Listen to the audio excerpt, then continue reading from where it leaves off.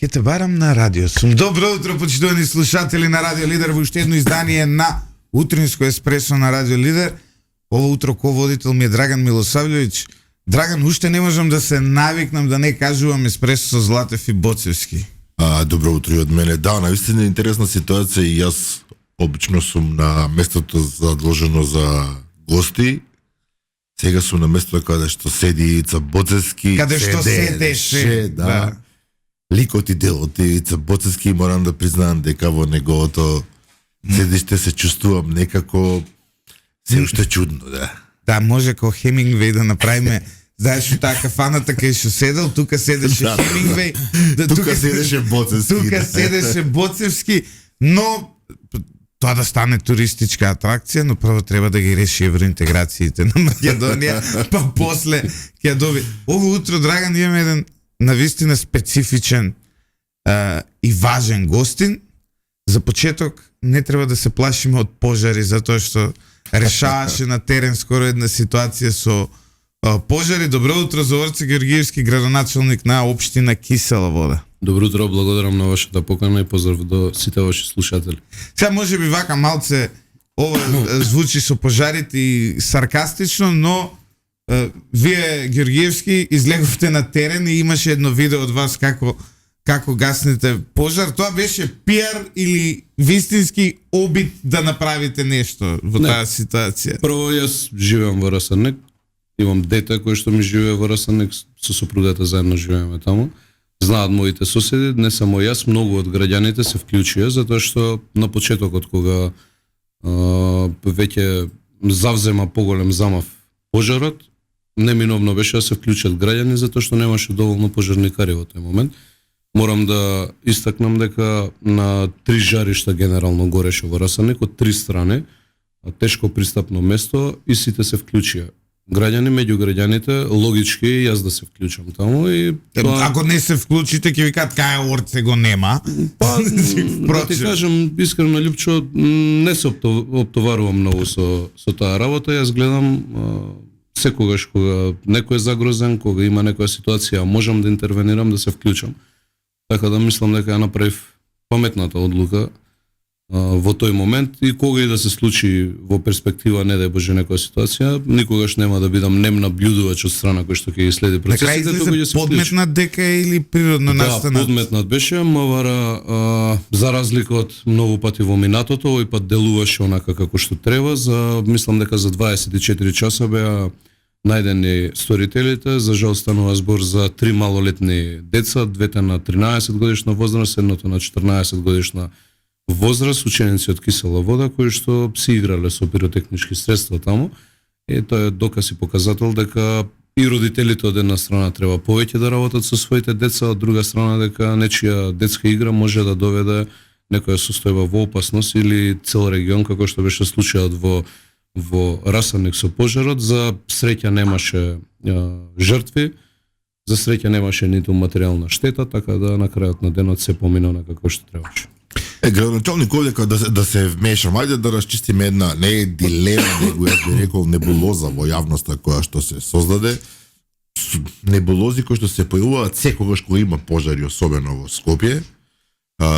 Веднаш како се случи пожарот во Расарник, започнаа злите јазици да велат еве го, градоначалникот или општината намерно пали затоа што таму треба да градат, не знам, згради. Драган, ако судиме по примерите од другите општини, особено тука ќе земаме општина Центар како пример, секогаш кога има пожар, после има зграда. Има симптоматично после пожар, зграда доаѓа. Меѓутоа, затоа велам одма така што овие сомнежи на граѓаните се секогаш оправдани. Точно, да. Де факто во одредени општини јас во разговор со нешега еден од колегите ми спомна дека сум кажал на медиумите пред извесен период дека Кисела Вода не е како останатите општини и стојам на тоа тврдење дека не е како останатите општини, односно дека ставот мој е непроменлив и конзистентен по однос на тие прашања. Имаше пред 2 години една ситуација кога во Пржино исто дел од училиште беше опожарен, па и тогаш се појавија некои шпекулации, до ден денеска нема зграда таму, затоа што сум кажал дека нема да има зграда и нема да има зграда до крајот на мојот мандат. Понатаму, ако некој друг планира поинаква замисла има за општината, слободно нека прави што сака. нормално ако одбере да оди на патот кој што е различен од мојот пат, а мојот пат е интересот на граѓаните. Во Расарник оние кои што шпекулациите најчесто на Твитер ги Твитер е местото, пуштаат, да.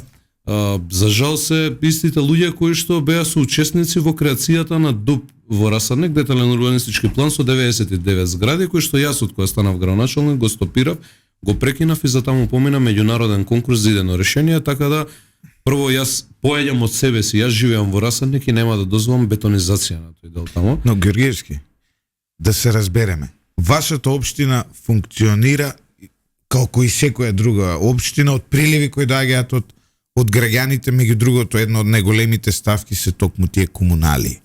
Вие одбирате да велите не, нема да се бетонизира, нема да се градат згради, но со тоа го намалувате приливот на средства во вашата општина кои потоа би ги употребиле нели во изградба на инфраструктура посовремена, нова и така натаму. Оваа дебата сме ја говореле тука со градоначалникот на Карпош. Тој вели ако не се гради во една општина, таа не може да функционира. Јас никогаш Лјупчо не сум изјавил дека нема да се гради. Но треба плански да се гради и се знае на кои подречја може да се гради. Во Црничи и во Пржино во минатото никнуваа куќи кои што беа со по 14 до 22, 3, 24 стамбени единици. Направивме автентично толкување, Уставниот суд го оспори истото, но откако сум градоначалник јас, со повеќе од 4 стамбени единици во Црничи и во Пржино нема изградена зграда. Што значи дека јас доследно сум останал на ветувањето пред граѓаните. Барањето на граѓаните во Црничи и во Пржино беше да се заштити нивниот интерес, да не се оптеретува дополнително подземна, надземна инфраструктура, паркингот и се останато, и тоа го направивме изминативе 3 години. Истото важеше и за Расарник. Граѓаните бара, јас застанав на страната на граѓаните уште како координатор на советничка група во тоа време опозициона од ВМРО ДПМН и до крај доследно го издржавме цел притисок, цел терет кој што го имавме од минатото, оној план со 99 згради беше поништен, така да јас повторно ќе кажам, ако се работи систематски и се гради на местата каде што има одобренија за истото да се прави донесени детални урбанистички планови во минатото и секако не е загрозен интересот на граѓаните, нема никој ништо против. Јас не можам основното граѓанско право да го попречам на некога, тоа е и право на собственост и право на градба. Но да се стави градоначалникот во функција на интересите на поединци од градежен сектор, на сметка на тоа да страдаат илјадници граѓани, јас додека сум во кисела вода, тоа не го дозволам. Ако некој од колегите има поинаков или имал поинаков план, тоа е на крајот на денот негова одлука, но јас така не функционирам. Мене граѓани ме избрале, јас сум победил во кисела вода наспроти 5 контракандидати во прв круг со огромна разлика, со повеќе од дупла разлика, така да таа доверба на граѓаните не сакам да ја разочарам, ниту под било каква околност, ниту под било каков притисок и доследно сум влегол во политиката како градоначалник. На крајот на денот се е минливо и менливо, ќе помине и ова еден ден.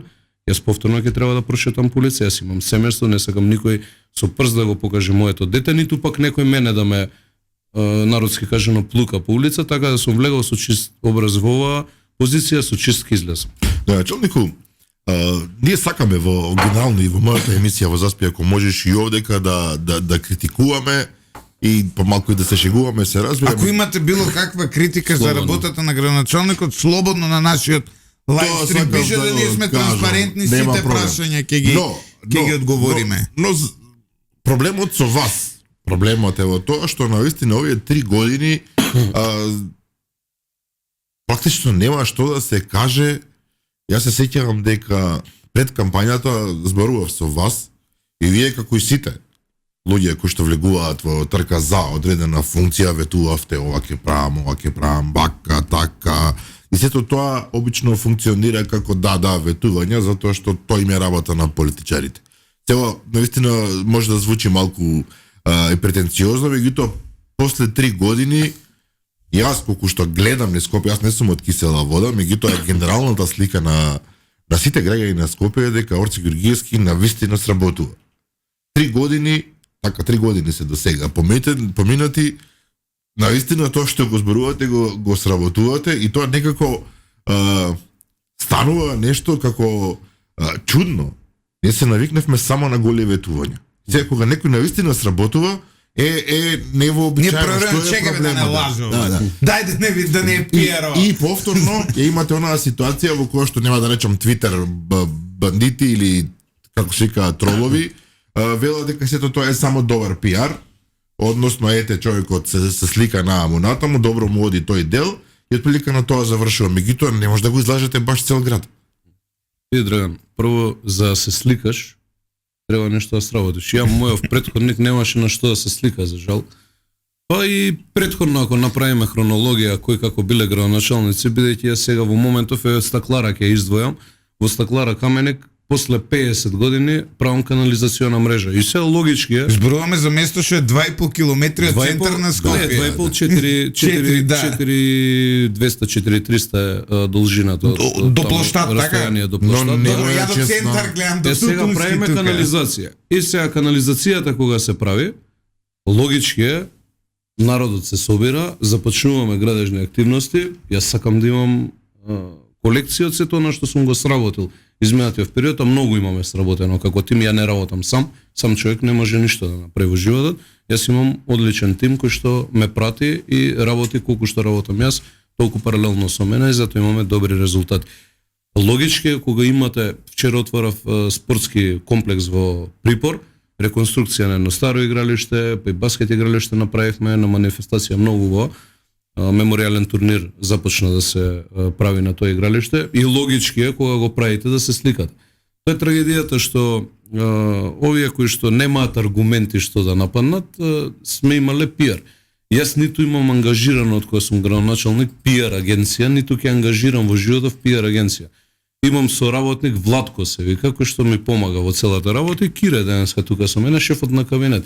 Facebook профилот сам си го водам и тоа го знаат граѓаните, затоа што јас лично не секој ден не стигнувам, но седнувам 2 пати во неделата или 3 пати, обично подоцна во вечерните часови и одговарам лично на пораки. Така да пиарот мој е работата. На крајот на денот, за повторно ќе кажам, за да се сликате на некоја позиција, треба нешто да сработите. Јас жалам што на некој му поминал мандатот во спиење во минатото.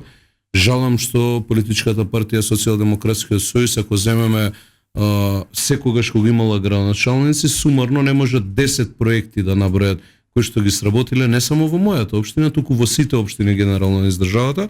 Мојот концепт е таков да кога ми е дадено шанса од граѓаните, оставам дела позади тебе и тие дела сметам дека треба на овој начин да се презентираат. И ќе продолжам тоа да го правам колку некого да го боли. Јас од еден мудар човек од политиката научив една интересна реченица, тоа е да живееш со слабостите на луѓето, така да се научив некако Кристијан Мицкоски. Да, еднаш се научив да живеам со слабостите на луѓето, го послушав неговиот совет, така да не допира тоа до мене. Напротив, ме мотивира дополнително да сработам за граѓаните. Многу значи за еден политичар, вчера во Припор, да влезете на отварање на спортски терени, на спортски комплекс и да ви набројат уште 10 работи и да ви кажат конечно после толку години се реши канализацијата на таа и таа улица, пример на 25-ка, и асфалтиравте таа и таа улица, на Теферич игралиштето го направивте и така натаму и така натаму. Ништо не е совршено и никогаш не може да се преку ноќ да се сработи. Мојата општина беше една од најлошите општини во Скопје во минатото. Општина која што никогаш немала нешто да се по кое што би се истакнала во јавноста или пак била во очите на јавноста дека нешто таму се прави. Знаете и самите. Не сме од вчера. За прв пат после толку години ние решивме деценијски проблеми во многу населени места. За прв пат после толку години во кисела вода граѓаните не мораат да се јавуваат и поврски да бараат начин да си го запишат детето во градинката. За прв пат после толку години започнуваме сега за месец ден од денеска проект во кој што уште 2 основни училишта ќе бидат доградени и сите ученици ќе учат само прва смена. Ние ќе бидеме прва општина која што училиштата ќе одат целосно во прва смена. Она што го најави министерката Веселинска. За прв пат после толку години 2 пазари има изградено, еден во Драчево е при крај со градба, еден во Кисела вода во нашата општина. И да не говорам за над 10-11 спортски терени кои што се изградени за 3 години. Ние сме- Патната инфраструктура подземно ако земеме. Колку километри имаме поставено на водоводна, на фекална канализација, на патна инфраструктура, асфалтирање, тротоари изминатиот период и илјадници други примери Ние кои сме- што ги имаме сработено. Ние сме радио со скопска фреквенција, малце ќе свртиме на скопски теми, ама еве као радио со скопска фреквенција, нас голем дел од кисела вода, иако имаме лиценца да бидеме слушани таму, не може да не слуша, затоа што законодавецот предвидел дека ние може да имаме само еден предавател на средноводно, Како може? Не ве слушаат во кисела вода? па во дел од кисела вода, односно тој дел што не е отворен кон средноводно, нели? Што му даѓа средноводно позадие, тоа е прилично голем дел од кисела вода и многу е чудно како законодавецот ни дал скопска фреквенција, знаете, а не ограничува само со средноводно, а не е цело Скопје отворено кон средноводно, но да се вратиме на скопските теми. Јас секој сакам да бидам директен Георгиевски. Вие имате политичка кариера која многу наликува, барем вака кај мене, на политичката кариера на Коце Трајановски. Зошто? Затоа што вие влегувате да бидете градоначалник на општина Кисела вода, тој влезе да биде на Газибаба, се покажувате уште во вашиот прв мандат со вашата работа, со вашите активности. Коце беше председател на ЗЕЛС, вие станавте скоро председател на ЗЕЛС и сега природно прашањето дали може да очекуваме дека на наредните избори во ноември наредната година Орце Георгиевски ќе биде кандидат на ВМРО ДПМН за градоначалник на Скопје. Па, ми се допаѓа споредбата, Коце Трајановски го сметам за еден од политичарите кои што на македонската политичка сцена се уште е го директор на ЈПДП, го гледаме често пати со шлем на главата, оди на терен, еден од Па да, ту затоа викам наликувате, вие одите, гасните Еден од пожар. луѓето морам да истакнам од кои што сум учел, многу работи во политиката и оставил сериозни дела позади себе.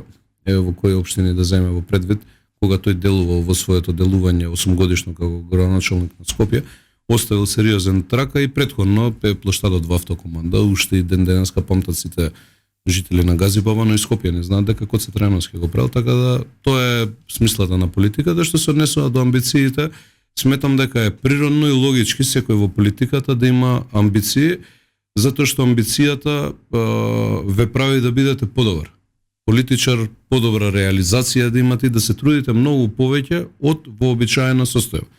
Ние во минатото имавме градоначалници од Социјалдемократскиот сојуз низ Македонија без никаква амбиција. И затоа помина 4 години во хибернација. Они ги разбудија пред изборите месец дена да им кажат дека доаѓаат избори да се појават, да сватат дека треба да влегуваат во кампања. Така да сумирам долгото на кратко, природно е да се има амбиции. Ние сме сериозна политичка партија, има предпоставувам анкети во наредниот период. Имаме тела на партијата, извршен комитет, централен комитет, председателот на партија и така натаму. Ако граѓаните сметаат дека јас би бил добар градоначалник на Скопје, јас сум уведен ако бидам кандидат дека ќе победам и тоа верувам дека во прв круг ќе победам. Со оглед на околностите, со оглед на она што сум го оставил како трак позади себе. Иако политичката партија моја одлучи дека јас сум човекот кој што треба да дојде како кандидат од нашите редови, тогаш со задоволство би го прифатил. Добро, со оглед на околностите велите, проблемот е во тоа што конкуренцијата, ако актуелната градоначалничка остане, ќе биде Не, многу сме тешко. зборувавме за амбициите. Ја мислам дека, нели, ако имаш во политика, природно е, вели Георгиевски, да имаш, како се вика, амбиција да одиш нагоре и луѓето поише да те сакаат и во цело Скопје да сакаат градоначалник како тебе и така натаму. Ја мислам дека кај Данела Арсовски има друга амбиција. Она има амбиција што е можно повеќе луѓе да ја мразат. Знаеш, обратно. Не, знаеш, ако сакаш во политиката амбиција што е можно повеќе луѓе да те сакаат, она има амбиција што е можно повеќе луѓе да ја мразат. Ова што се случува во овој момент во Скопје, во нашиот град, дури веќе не е ни за шега. Скопје е дојден со вакви кризи, се соочувал негде Њу Йорк во 70-ти, 80-ти, со тоа што кај нас веќе оваа криза излегува целосно од Ајде го преформулираме ова прашање, ако ме дозволува Златев.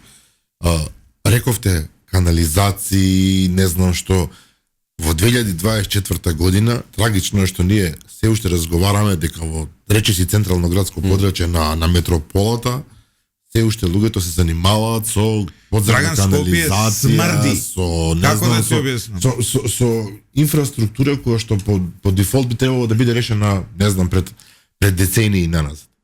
И тоа и не во вашата општина, него насекаде. И сега ние ми се чини дека јавноста понекогаш не ни сваќа. Ние сме навикнати дека се е урбано, дека не ни сваќаме всушност ние со какви реални проблеми се занимаваат градоначалниците, треба да решат нешто што се нагомилувало, не ми текна другиот збор, се наталожувало, тоа е македонскиот збор, со децении наназад било оставено на забот на времето. Разочарувачки е генерално. Тоа што вие го правите, поддржувам. Секој градоначалник што се обидува, поддржувам, меѓутоа наистина е тажно. И ова сега што го гледаме со автобусите, како нормален човек не може да свати дека во 2024 година во Скопје нема автобуси, а ги имало 83-та. Ама ВМРО не гласа за автобуси сега воопштина. Како е возможно тоа? Како дедовме базични работи се ова? Да, трагедија. Не бараме авиони да летаат низ Скопје да ги пренесуваат. Трагедија тоа што И се сега случува виновно е во градот. ВМРО ДПМН за ова, така? Граѓаните се Лјупчо многу свесни и знаат кој е виновен за тоа. Не може, ако јас имам одредени неуспеси во раководењето на општината, кривицата да ја барам во друг и да го вперувам прстот во друг. Ја често пати го давам примерот, во мојата советничка група во Кисела вода има припадници од сите политички партии во советот. И од Левица, и од СДС, и од мојата политичка партија, мнозинството и така натаму и така натаму. Пред извесен период правевме ребаланс на буџет. Едногласно беше усвоен. Едногласно. Едногласно. Ова е раритет, претпоставувам. Не, тоа е многу честа пракса во многу општини. Навистина. Ако знаете да ги изменаџирате процесите онака како што треба да ги изменаџирате. И ако сватат советниците, им го образложите тоа дека интересот е само за граѓаните да Добро, како бидат Орце позадоволни. успева Значи, се едногласно ете да прво, промине Лјупчо, ребаланс, Данела не успева. Шо, Гепек ги возите вие? не. Шо Тоа сакам правите? да Не кажам. знам. Значи, Јас прво сум цивилизиран. не, се шегуваме нормално. Заврши времето возење гефеци и така натаму. Треба да комуницирате и треба да сватите во политиката дека се е двонасочна улица. Колку ќе се вложите во одредена ситуација, толку и фидбекот ќе биде према вас онака како што треба соодветен. Во вистинска смисла на зборот, сите се избрани на некој начин од некого, така? Јас сум избран со најголем број на гласови, логички кандидат сум бил за градоначалник, но секој од советниците има свој легитимитет и секој некого представува. Логички е да често пати седнете, продискутирате за многу прашања, ги отворите прашањата заедно и заедно ги решавате. Многу пати јас на седниците дозволувам, и тоа е логички во едно демократско општество, да и други предлози кои што не произлегуваат од мене како градоначалник бидат прифатени. Тие може да бидат од редовите на советничка група на СДС, на Левица, на други помали политички партии и така натаму. Што значи дека комуникацијата ни е доведена на ниво да демократски се настапува и да се штити интересот на граѓаните. За разлика од начинот на комуникација кој што е воспоставен во Кисела вода, во градот Скопје, советниците се молат месеци и години наназад да ја сретнат градоначалничката на еднаш во месецот на советнички прашања. Тие се избрани исто така од граѓаните, имаат прашања кои што соседот, пријателот, тој што им дал поддршка за изборите, им ги поставува сега, а тие немаат одговор. Градоначалничката бега. Во Кисела вода праксата е да после сите точки на секоја седница на совет има советнички прашања. Во градот Скопје е поинаква праксата, еднаш има советнички прашања. Седница посебно за тоа советнички прашања. И не може првиот човек на градот да се крие и да бега. Не може градоначалничката да бега од новинарите. Не може градоначалничката да е во конфликт со сите. Она предпоставам дека и самата со себе е во конфликт, но има институции треба да го истражат тоа добро. Ајде да го расчистиме Да, тоа. Но- што би направил Орце Георгиевски со јавниот превоз во Скопје? Тоа ме интересира, затоа што очигледно е заглавено, кога ќе го видам навалено наков автобусот, а нови автобуси Значи, Скопје има два проблеми околу превозот. Првите се во однос на средствата превозни, а вторите се проблемот сериозен со инфраструктурата патна која што имаме во Скопје и проблемот за да стигнете од точка А до точка Б. сообраќајниот хаос. Значи, прво и основно, во Скопје треба да се реши сообраќајниот хаос. Има неколку моменти на кои што треба да се сработи. Прво е, ако земете вие во предвид, во сите развиени метрополи, еве, не мора да одиме многу далеку, ќе земам во Београд. Секаде се сврлени семафорите од употреба. Само во Скопје и во не знам уште колку градови семафорите функционираат. Ако земеме во предвид, после према Ние Систина, додаваме семафори, не? после Систина, после изградбата на кружниот ток таму се среди гужвата во тој потек. Но самиот сообраќај таму ви покажува каде е потребата за нов и за нов и за нов. Значи, сега се создава гужва пред кружниот тек, односно према салата Борис Трајковски.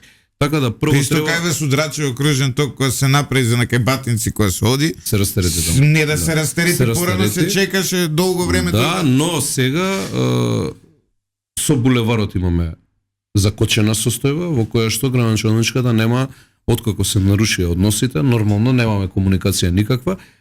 Сите процеси кои што се водеа таму беа поддржани од наша страна логистички како администрација на општината и одговорно тврдам дека јас и тимот мој сме ги испреговарале сите тие позиции кои што се пробиени, вклучувајќи го и делот кај кружниот тек.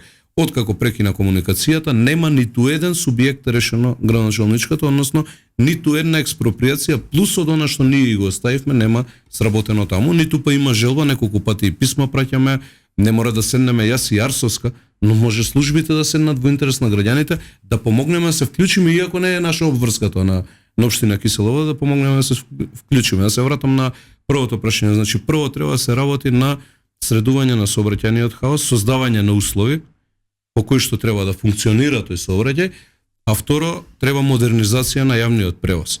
И она што сметам дека е одлична идеја, а треба да се имплементира, тоа е идејата на министерот за транспорт и врски, кој што апсолутно ја поддржувам, за воз низ Скопје. Тоа е идеја која што ќе биде многу практична, ќе биде реално применлива, ние може да продолжиме да си гаиме илузии и бајки да кажуваме пред граѓаните дека како што 30-40 години се збори трамвај ќе има во Скопје, утре ќе почне, заутре ќе почне, бас рапид систем ќе има, ова ќе има, она ќе има, ништо на крај. Ова што го нуди како модел Александар Николовски, министерот за транспорт, за кое што сум разговарал во повеќе наврати со него, дури разговаравме за разработување на студија за втора и трета фаза, бидејќи во првата фаза планира да практично првиот потек го возобнови и создаде услови за функционалност на истиот, тоа е потегот Драчево, односно подстаница до Ѓорче, кој што веќе го имаме, тоа е постоечка инфраструктура. Се што треба е станици да се направат. Да, станици, треба да се набават вагони, така натаму. Тие вагони имаат голема предност, например, тој систем има многу поголема предност пред бас рапид системот. Може би помалку чини одреден процент бас рапид системот, но ако земеме во предвид со ваков тип на шински превоз низ Скопје, наместо предвиденото со бас рапид систем 2 ленти да се зафатат од булеварите, со ова се зафаќа една лента. Знаеме дека е поеколошки, за разлика од бас рапид систем. Знаеме дека поиздржливи и подолготрајни се вагоните, односно возовите што би се земале. Знаеме дополнително дека ако еден воз со вагоните придружни собира, таков систем има во Хрватска, собира 240 до 250 патници, во автобус собира 100 до 120, значи поголемо акумулирање на патници ќе има и многу побрзо, што е најважно, во денешно време најважно е времето, многу побрзо ќе се стигнува од точка А до точка Б.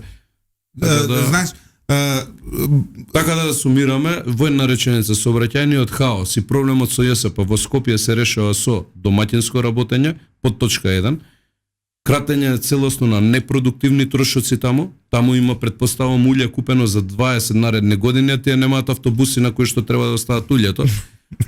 Модернизација на цела она опрема што има и автобусите на друго место. Тоа ќе видиме доправа.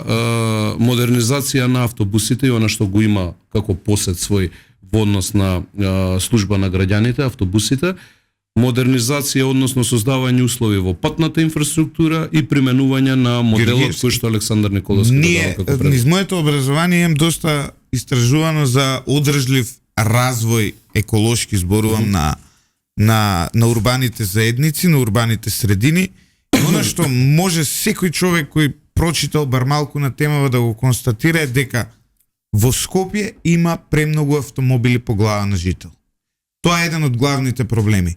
Ние имаме се наоѓаме во една фаза на развој на нашата држава каде што буквално секој има свој автомобил и тоа е разбирливо затоа што ние немаме друга алтернатива.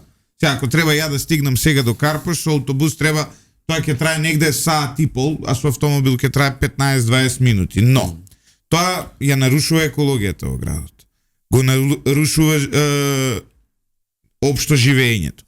Економски е проблематично затоа што се трошат непродуктивно средства, граѓаните трошат на место за работи што им треба да ги трошат за гориво.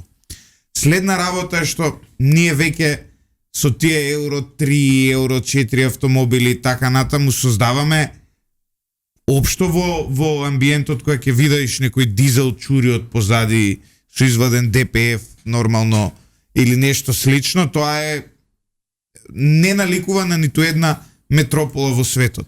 И јас постојано си го поставам прашањето како може кога ќе отидеш у Лондон кој обслужува 9 милиони жители,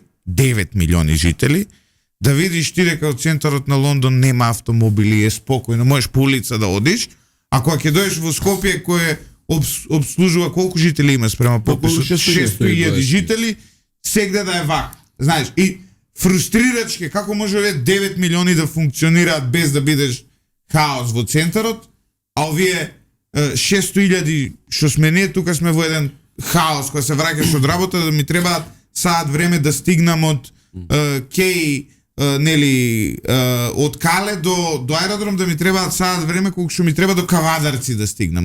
Два момента се овдека. За едниот би требало градоначалникот претпоставувам да одговори, тоа е да се овозможат услови во кои што граѓанинот ќе биде не натеран, туку ќе му биде дадена можност да не користи својот автомобил. Во Македонија е многу ефтино да имаш кола. Ако му возможиме, е добра да ги поскапиме автомобилите. Треба да се наплаќа влез у центар. Сакам само нешто друго да кажам. Не, тоа е лошо. Ако општинската, односно градската администрација и државната нека е власт овозможи околности во кои што не знам, ќе имаме брз, квалитетен, Драгче, еколошки вие чист сте 4 превоз, члено семејство. За секоја наредна кола, освен првата, вие треба да плаќате тројно поголемо за осигурање, како 4 члено семејство. Ние не може првата кола и третата кола да ти чини тебе осигурањето исто. Добро, сега ова ти користиш методи од западот за кои што мислам дека ни треба време да стигнеме до нив. Ние сме навикнати по еден човек да имаш во автомобил.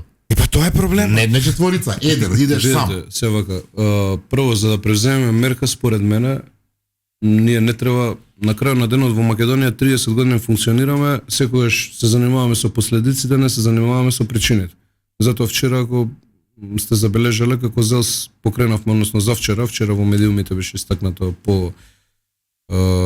појасно тоа, покренавме иницијатива како ЗЕЛС да оние кои што загадуваат, оние кои што фрлаат кабаст отпад, за дивите депони, така натаму создавање на диви депони, казна бараме иницијатива преку транспорт и врски, измени на законот 14 и 14 членот, казните место 40 и 50 евра или 60 евра да бидат од 3 до 5000 евра и да постои можност да се одземе возилото. Затоа што 100% од граѓаните се жртви на 2% несовесни граѓани. И така тоа функционира. Исто е и со сообраќајниот хаос. Низ Скопје и гужвите кои што се прават. Не може ние да удариме по граѓаните без при тоа да им создадеме услови во кои што тие треба да функционираат. Многу е лошо кога вие ќе тргнете со процес на казнување и пракса на казнување, а не создавате услови за истото. Во кисела вода многу често поставувано прашање ми е зошто сме меѓу ретките, ако не е единствена општина во Скопје, каде што немаме зонско паркирање. Јас сум кажал зошто е тоа така, затоа што за јас да воспоставам зонско паркирање, прво треба да создавам услови. Сега можеби Расадник е спремен за зонско паркирање, но и пред да превземам некој потек, јас секако ќе ги прашам граѓаните, но изминатиот период сум создал на 4 позиции преку 250-300 паркинг места, кумулативно, на цела позиција. Кога ќе создадете ви услови, можете да воспоставите систем на зонско паркирање. Во многу општини во минатото не се создава услови, се малаше по граѓаните условно народски кажано, со превземање на одредени мерки. Истото важи и за, вие што го споменавте, тоа со возилата. за ние да донесеме подрастични мерки во Скопје. Тоаш треба да создадеме првенствено услови за истото. Ако ние го примениме ова што е модел предлог на министерот за транспорт, ако при тоа го решиме сообраќајниот хаос низ градот, ако при тоа ги модернизираме автобусите, тогаш ќе имаме право тоа да го направиме. Но во оваа ситуација, кога граѓаните, ја земете во предвид, не мора подалеку, од Драчево до центар, или од Ѓорче, или пред Сарај до центар, да се стигне. Ви треба повеќе од саат време да патувате. Како можете вие да превземете мерка, ако на некого му се брза, треба во болница да отиде во центарот на град и така натаму и така натаму. Народот живее тешко и ние не треба дополнително да отежнуваме неговото состојба. Напротив, треба да влеземе во коштец со причинителот на последиците во градот и да ги решаваме тој баланс. Тој баланс меѓу реалните потреби на граѓаните, возможувањето на нивните потреби и од друга страна одиме со кратка зарем реклама. Да, бе, доста беше интересното, баш за тоа за да остана да не гледа, да нешто да направиме и пари. Одиме со реклами.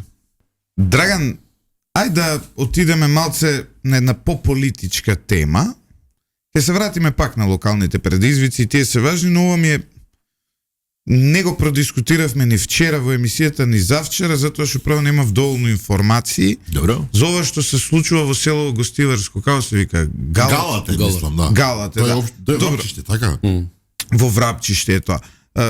Градоначалник сега, вие сте политички функционер нормално од ВМРО ДПМН, но со ова прашање би требало и повеќе познавања да имате од нас во однос на тоа како се решаваат вакви слични проблеми и така натаму. Таму некој отишол да ја реновира црквата и тоа резултирало со тоа што го уапсили. Сега има огромно незадоволство на социјалните мрежи пред се, но подоцна излегува информации дека па постои веројатност да е ова некаква политичка монтировка, ако се знае кој е човекот кој е реновирал црквата и дека е припадник и активист на опозицијската СДСМ, но и градоначалникот кој исто така во коалиција со СДСМ на еден или на друг начин. Па излегува и слики во блиска релација биле градоначалникот и овој кој што сега има наводно проблем со градоначалникот. Да, апсениот и апсачот уствари дека биле прилично блиски. Видете, сега во една реченица, јас вчера внимателно премиерот го слушав на темава, имаше свој излагање истиот. И многу внимателно каже, во пракса и во суштина тоа и се случува секогаш кога Социјалдемократскиот сојуз и ДУИ заедно се во опозиција. Тоа ретко се случувало на политичката сцена во Македонија. Секогаш имаме вакви состојби кога се трудат од петни жили да предизвикаат некој ваков конфликт. И тоа е својствено за нив. Нелогички е за секој здраворазумен и нормален човек, но логички е за нив. Така функционираат. Така функционирале во минатото и така претпоставувам дека функционираат и сега и како што спомена премиерот, ја мислам дека и во наредниот период ќе пробаат да исценираат многу вакви и слични на оваа ситуација.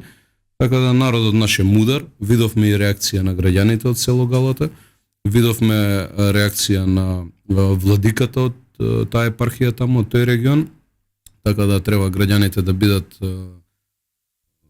рационални во своето размислување, објективно да ги гледаат работите и да сватат на крајот на денот дека ова е еден обид да се создаде политичка криза пред се на оние кои што долги години уживаа во комодитетот на власта, а сега го немаат тоа право. Од друга страна, може да видиме дека некои процеси се предотварање или би се отвориле во наредниот период каде што ќе има одговорност за одредени злоупотреби во минатото и така натаму и така натаму.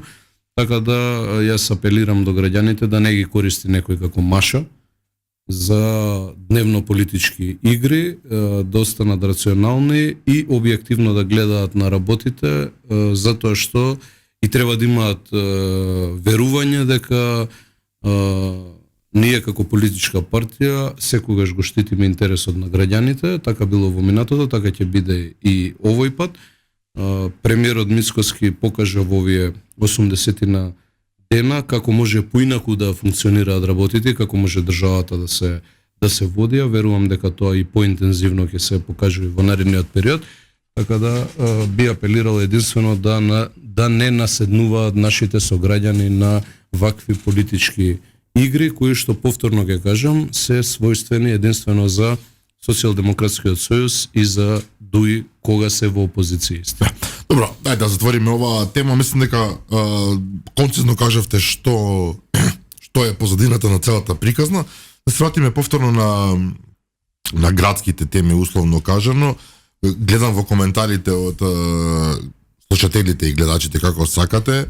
Прашуваат околу загадувањето, една од клучните проблеми на градот.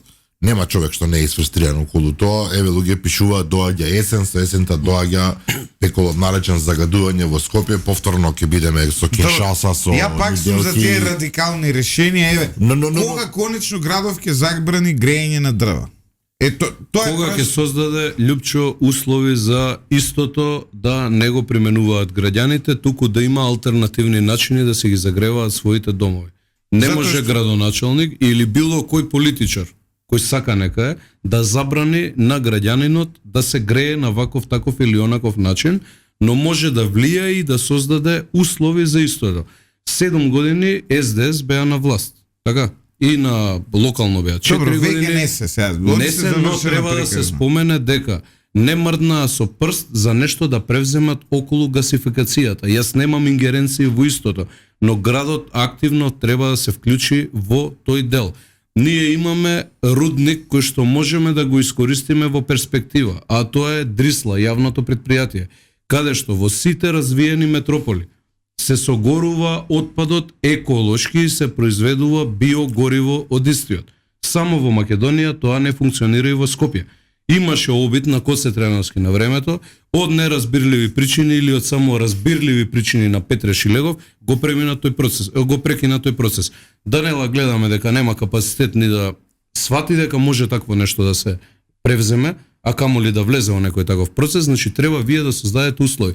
Ако Дрисла ја искористиме онака како што треба и гасификацијата се доврши во Скопје, тогаш можеме ние да забрануваме, да насочуваме граѓаните како да функционираат и така натаму. Во овие моменти нема политичар, лично јас не го одобрувам тоа. Некој на некого да му забрани ќе се грееш вака или нема да се грееш така. И градот и општините, не знам кој има инспекторати, еве. Ај на дрво нека, ама суиверици се греат со некои треба да има шишиња ставаат. Сме имале ние контроли за такви пријави, но и таква детекција од страна на службите општински и таму постапуваме, но не можете да забраните да се загрева некој на дрва. Иако дрвата се скапи во денешно време за загревање, сепак се во многу населени места единствен начин како да се загреваат граѓаните. Повторно доаѓам до делот кој што го спомнав во првиот дел од емисијата, а тоа е дека ние во држава генерално секогаш се занимаваме со последиците, не се занимаваме со причините. Во кисела вода, согласно моите ингеренции, за прв пат во историја во многу места поставивме мерни станици. Сега во наредниот период ги правиме оние основите каде што ќе бидат поставени, поставуваме 5 надворешни прочистувачи на воздух. Значи тоа ќе биде за прв пат во Скопје такво нешто. Мислам дека имаше кај Бисер. Да, ма сега се изгорени. Па така стои тоа, затоа што не можеа да го одржат, односно да го одржат во кондиција каква што беше од стартот. Нашиве се помодерни од тие и подолготрајни се. Така да ќе ги видат граѓаните и ја коштаат општината 0 денари затоа што се по пат на донација обезбедени од германска компанија. Така да јас во делот на моите ингеренции сум постапил целосно во однос на загадувањето, но градот Скопје, например, јас поставив мерна станица во дворот на цементарница Усија. Никој не се осудувал во Усија да ги погледне. А не од разни причини. Се сеќаваме Данела Арсовска кога влезе во војна со Усија, таа говореше дека Орце Георгиевски одработува за Усија. Усија е еден од најголемите загадувачи во Скопје. Тоа беа тезите на Данела Арсовска. Тоа се незини тези. Јас поставив мерна станица, од кога ја поставив мерната станица, Данела ја нема жива никаде да ја отвори таа тема. А какви се податоците што ги покажуваат? Јавно достапни се податоците од мерната станица. И покажуваат, сега не сум ги видел изминативе неколку дена, но често пати ги проверуваме, гледаме дека е во нормална состојба. Значи, јас мојот дел сум го завршил. И таму И еве сега со надворешните прочистувачи секаде и во Драчево и во Црничеј и Кисела вода урбаниот дел практично ќе содржат и мерни станици во себе прочистувачите на воздух. Тоа никој не го направил. Да не говорам за пошумување, нови паркови и така натаму. Ова е добро прашање. ЕФК Петровска прашува што мисли градоначалникот за дискриминацијата на граѓаните во другите населби околу парното грејење. Дали парното е само за Карпош, Центар, Кисела вода и Автокоманда, ќе ја коригирам ЕФК, дури во овие населби, нови згради кои се прават, многу ретко се проширува со парно. Еве, например, во Стар аеродром поголем дел од зградите имаат, но во делот од аеродром каде што е нашето радио, ние сме од другата страна на булеварот Трета македонска бригада, овде нема инсталирано парно, затоа што нели немало инфраструктура, така велат на оваа страна, нели, од улицата, исто и во Кисела вода. Во Расадник ако купите стан, нема парно, негде, но има делови каде што се гради, каде што има нови објекти, каде што нема парно, така што инфраструктурата во парното не е само во овие општини, туку е кај што застанала таму е. Точно, генерално. И треба да се работи, и тоа е менаџирање на процесите. Еве, например, ќе земам во предвид, во Кисела вода имаше барање, топлификација за поврзување на еден дел во 11 октомври бараки. Има изградено пред да станам градоначалник на две позиции таму стамбени згради, до кои што треба да стигне парно. Мојот услов беше да се создадат услови на целиот тој потек, граѓаните кои што имаат своји домаќинства, живеат во куќи, да бидат опфатени со тоа што ќе се остави можност истите да се поврзат на парното грејење, односно и домовите, домаќинствата да бидат овозможени да се приклучат на парно. Ете, тоа е чекор во кој што вие можете да интервенирате, не како градоначалникот на Скопје, кој што има целосна можност тоа да го прави, да го менаџира, но овде се создале услови и сум настојувал да се опфати тој дел. Согласно ингеренциите на градоначалникот на град Скопје, може практично да ги менаџирате сите процеси, но треба да имате волја за тоа, треба да одите секој ден на работа, треба да не спиете до 11 сат, па во 12 да отидете во еден да се вратите и дома. да се испокарате со сите. Да, така да треба многу работа, многу ангажман. Треба некојаш и која сте Ма настигнат, добро, па која се сте болен. вака и да прави. Знаете како е проблемот? Ние па многу Факт е дека Скопје ние па многу и на загадувањето луѓево ги гледаме. Сега Може дали ли- е може ли Орце, да дали е останеме- Петко, треба да има Може ли систем. да останеме уште малце во оваа тема? Јас морам да кажам нешто. Океј, со фабриките е вака, со... Само извини Горан, Драган, извини брат. Горан државно и да. него го запослихме. Извини Драган. Значи, Да. Ќе морам да се вратам повторно на тема. Арсовска, па и Петре претходно. Мисли дека ако видиме сега, излеземе помпезно во јавноста, видите, Скопје го загадува објект А, објект Б, објект С, и ако засадиме при тоа 5 дрва во некој парк, Јасно. сме го решиле загадувањето. Ништо не се направило. Тоа е само драма пред јавноста и од тоа граѓаните имаат ништо. Значи, од Скопје треба темелно да се зафати некој менаџерски, да ги изработи сите процеси. Повторно како за хаосот со обраќање кој што е и хаосот со ЈСП, и овдека има една лепеза на мерки кои што треба да се спроведат. Прво треба ограничување на градбите во централното подрачје. Не е централно подрачје само центарот на градот, туку треба да се размислува и во перспектива да се оди на варијанта околу центарот колку може, не може и висински да се ограничи градба. Тоа е прв чекор.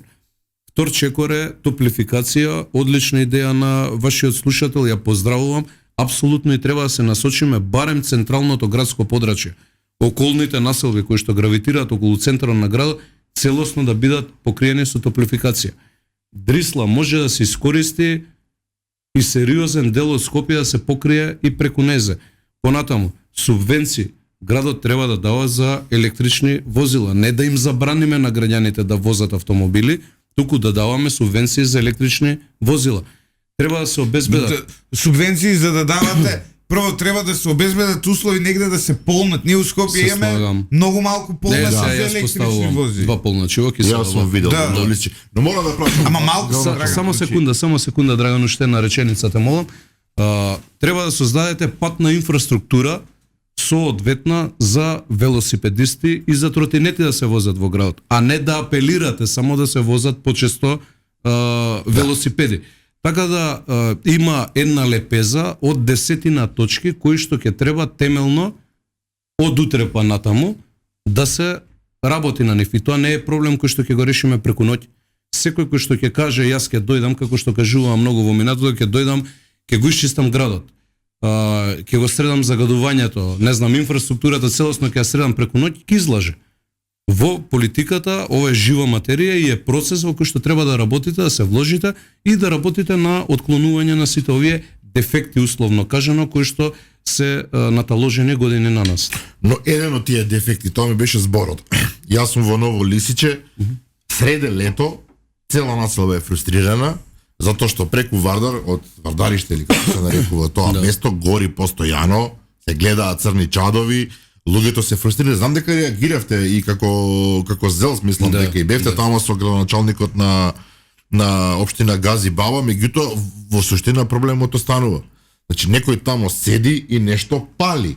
И имате во сред лето во аеродром воздух кој што мириса, воздух кој што личи на магла. Но кисела вода се чувствуваше тоа, не само аеродром. Неверојатна работа. Луѓето се фрустрираат секој божи ден. Не, сега ја ќе кажам друга работа. Јас пошто знаеш, Драган, дека се селам во друга населба. Па тамо каде што Да, сега што е другиот проблем. Цело време кога изминатите денови, сега кога заврна малку се среди работа, цело време кога го поминувам мостов што е кај Фон универзитет, тука кај Бриколаш, цело време мириса на фекалии, Вардар. И сега јас си поставувам прашањето, кој знае што и како изгледа тоа што се прочистителна станица. Така се решава проблемот таму. Тоа е прво. Второ, Вардариште треба да се истретира соодветно. Што значи тоа да се истретира соодветно? Да се исчисти депонијата таму, темелно, а не да се покрие со одредени материјали, градежен шут, па со земја и да се насадат дрва, наистина како што Арсовска направи можеби на некои позиции, така. Значи треба соодветно третирање таму, чистење целосно на депонијата, земја нова на истото место, можеби ќе треба и тампон како подлога дозвола да се стави и еден мега парк. Таму одговара, соодветно би било да се направи мега парк. Исто како што соодветно би било кејот да се продолжи да се средува од делот каде што завршува од аеродром према Долно Лисиче. Значи тоа се мерки кои што градот мора да ги превземе во перспективама во блиска иднина. А што е со луѓето што наводно живеат таму во Вардариште? Се решава. Се решава. Се е процес. Некои процеси се болни за поединци, некои се можеби трагични за поединци, но треба да создадете услови, како што споменав во претходното излагање, создавате услови во нормална комуникација, во добар разговор, секој проблем е решлив. Ја верувам, по убедување, повторно ќе кажам, сум демократ и мислам дека секој процес може да се надмине и да се реши кога станува збор за решавање на проблем на сите граѓани, како што е состојбата таму. Така да, ако се создадат соодветни услови, може сето тоа да се заврши за многу брзо време. Но треба да се има волја и да се пристапи кон решавање на истото, а не само да се детектира последицата од сето тоа и ние секоја година, 20 години наназад, да гасиме пожари летно време во Вардариште. Тоа веќе не е ни интересно, трагично. Трагично е. 20 години ние секое лето знаеме дека во Вардариште, на Вардариште ќе има пожар, дека некој ќе запали нешто, дека таму ќе интервенира пожарна. Непотребно се трошат ресурси, ако земете вие кумулативно да соберете колку ресурси досега се потрошиле, таму би бил најубавиот парк изграден сега. Види, има и друга опција, на пример. Тој би се, пошто урбаната мафија во моментот во Скопје е незадоволна од, како се вика, од тоа што не може толку многу да градат како порано. И тоа го приметуваме веќе приметно во изминатите години и месеци. И во Карпаш се блокира градење, и во центар, во Кисела вода, во аеродром, сегде. Може да и го дадат на урбаната мафија. Така Лас Вегас се создаде на мафијата и го дадоа, нели, Лас Вегас, изградоа таму хотели, си па добро и Вардариште видна пустина. Во Невада е друго, во Скопје е друго. Бидејќи изгледа доаѓаме до крајот на емисијата, морам да прашам. Дел од оние пари 250 милиони одат за општините. Една од во прва фаза 100 милиони. Да, прва фаза 100 милиони, апсолутно за поздравување е потегот. И сега читам и слушам разни расправи од типот е добро, ќе им дадат на кисела вода, на аеродром, не знам, на Бутел, пошто се големи општини или на Тетово и Гостевар куп пари, а не знам овие мали општини низ Македонија, не напамет сега зборувам, некое не знам Берово или кој да е заради својата малост, ќе добијат практично ништо, односно нема да бидат соодветно Пази што збори за Берово, дома треба да да, си идеш. Да, Борово дома треба да се идеме, поздрав до бабата. Колку е тоа реално? Во аеродром живеат 100.000 луѓе, напамет само зборам од прилика. Во некој град ќе живеат 5.000 луѓе, апсолутно не може да добијат еднаков пристап до средството. Меѓутоа се наметнува таа теза дека ова е се направено за повторно неколку главни и големи општини да земаат пари, додека другите ќе останат на цедил. Колку е реално? Прво мора да се истакне дека ајде сега ќе зборам од позиција на ЗЕЛС. Прв пат после бидејќи сте во ЗЕЛС председател, затоа да, прв пат после толку години владата и ЗЕЛС подпишавме меморандум за соработка. Многу теми кои што во минатото не ни се седнувало на маса да се дискутираат ЗЕЛС визави влада, сега се отворени и се работи на решавање на тие проблеми наталожени од минатото кои што сме ги наследиле.